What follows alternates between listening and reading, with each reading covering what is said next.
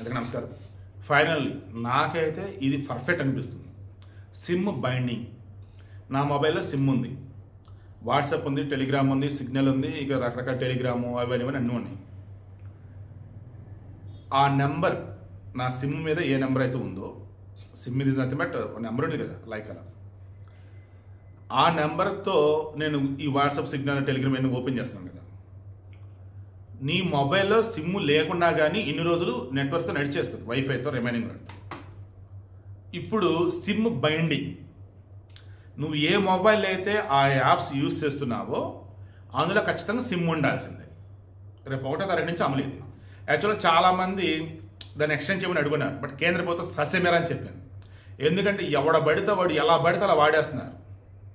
Fraud కూడా అలాగే చేస్తున్నారు. నాకు తెలిసిన ఒక ఆడామగాడు అండి, వాళ్ళ మొగుడికి సంబంధించిన వాట్సాప్ ఈమెకు వచ్చేలాగా చేసేసుకుంది.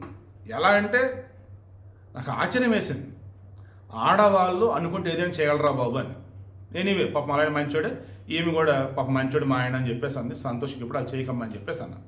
సో పాయింట్ ఏంటి మరి నేను చెప్తున్నది, మీలో కూడా చాలామంది మీకు తెలియకుండానే మీ వాట్సాప్, టెలిగ్రామ్, మీ సోషల్ మీడియా అకౌంట్స్ వాళ్ళు వాడుతూ ఉండొచ్చు ఆల్రెడీ.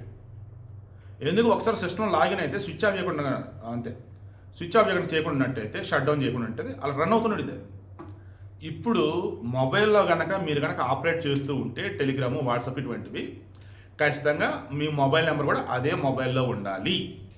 సిమ్ బైండింగ్ అంటే వెరిఫికేషన్ వచ్చింది, అదే సిమ్ ఉండి డిటెక్ట్ అయితే అప్పుడు. ఒకవేళ సిస్టంలోనో వెబ్సైట్లోనో ఇంకెక్కడో లాగిన్ చేశారు, ప్రతి 6 గంటలకు ఒకసారి ఆటోమేటిక్ లాగౌట్ అయింది అది. అప్పుడు నువ్వేం చేసుకోవాలి, మరలా రీకనెక్ట్ అవుతూ ఉండాలి.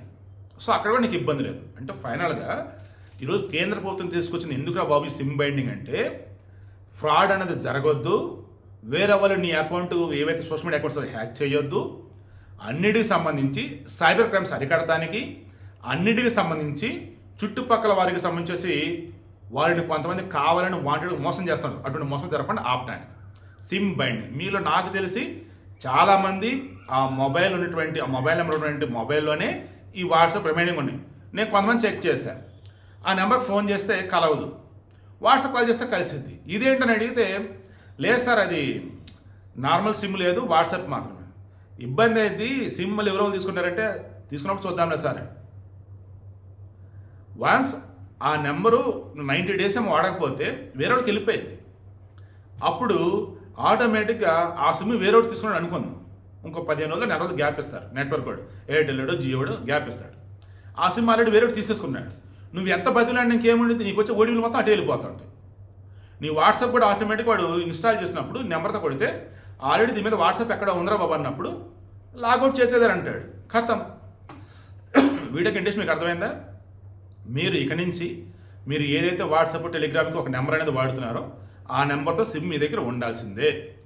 ఒకవేళ రీఛార్జ్ అయిపోయింది, సిమ్ తీసి పక్కన పెట్టుకుని మూడింటి ముందు రీఛార్జ్ చేసేసుకోండి. లేదంటే ఆ సిమ్ బ్లాక్ అయినా, ఆ సిమ్ వేరేవాడికి వెళ్ళిపోయినా మీరు లైఫ్ లాంగ్ దాన్ని తీసుకోలేరు.